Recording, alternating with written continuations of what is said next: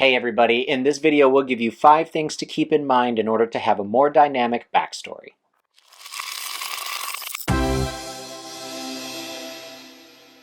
Most systems are going to give you character creation that affects the mechanics of your character and a little bit of background or backstory. We're going to give you 5 things so that that backstory is a little bit more fleshed out and a little bit more dynamic. And this is going to help you to have the story of your character that is then going to really help inform how you roleplay the character.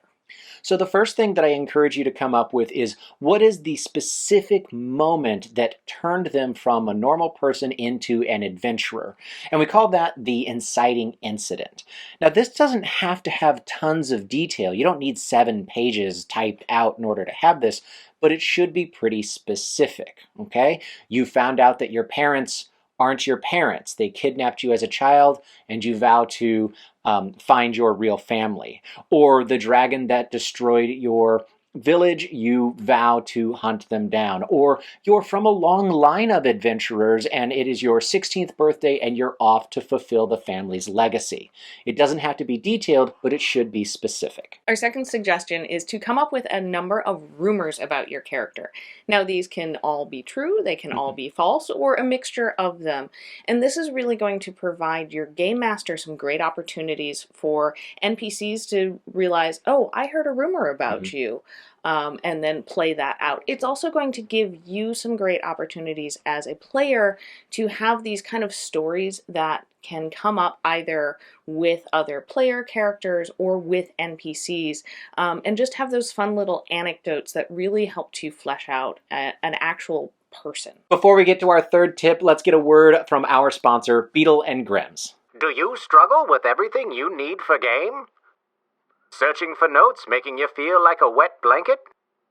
Then Beetle & Grimm's has just the thing for you. The Complete Character Chronicle for Pathfinder 2nd Edition. It's the bee's knees. All of your character information. Rules tailored specifically to your class. Room for all the notes you could ever take. And hotsy-totsy, what's this? Custom sections like the fighter's equipment catalog and cleric's spell repertoire. So toss that bag of phonus balonus and pick up the Complete Character Chronicle. It's sure to be a critical success. Show those fellas you know your onions and head over to Beetle & Grimm's and order your copy of the Complete Character Chronicle today. The third thing that I'd like you to consider is your character's family. Now, you've probably already thought about their family, and the family might be tied into that inciting incident.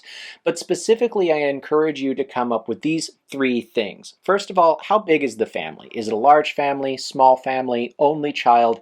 Know the size of them. And then secondly, what's the general relationship with the family like? Pretty good, a little on the rocks, orphaned? Know it in general.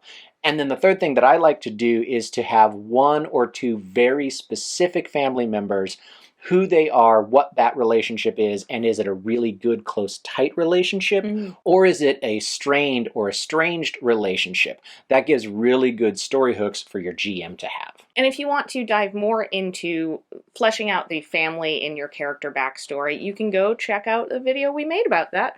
I'll put a link to it up here. The fourth thing is to balance the character's strengths and flaws. Now, a lot of systems have this in the mechanics, and that's not necessarily what I'm talking about. I'm talking more of like their personality. So somebody who is perfect and can do everything and kind of knows how to handle every situation is not going to be a very interesting character to play.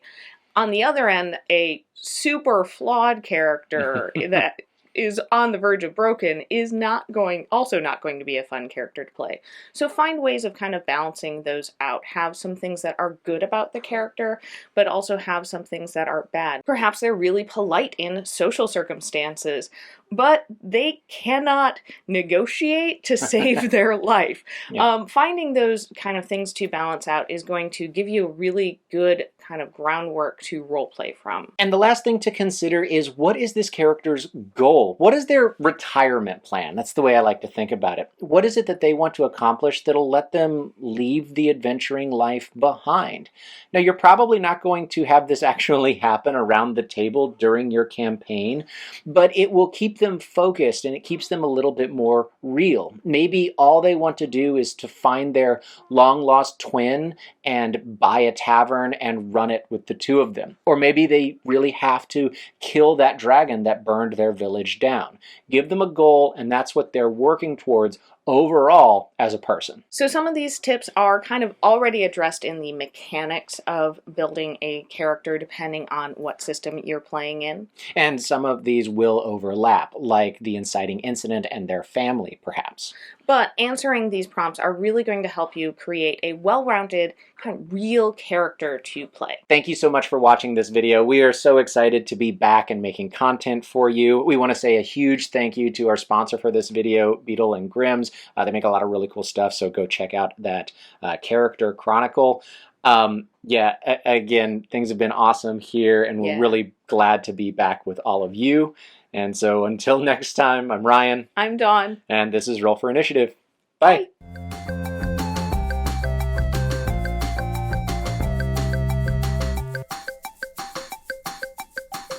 Rolling it into the frame is hard. But also not having your hand be in the frame. I mean... We got it. There it is. We got it. I can't believe that. Wow.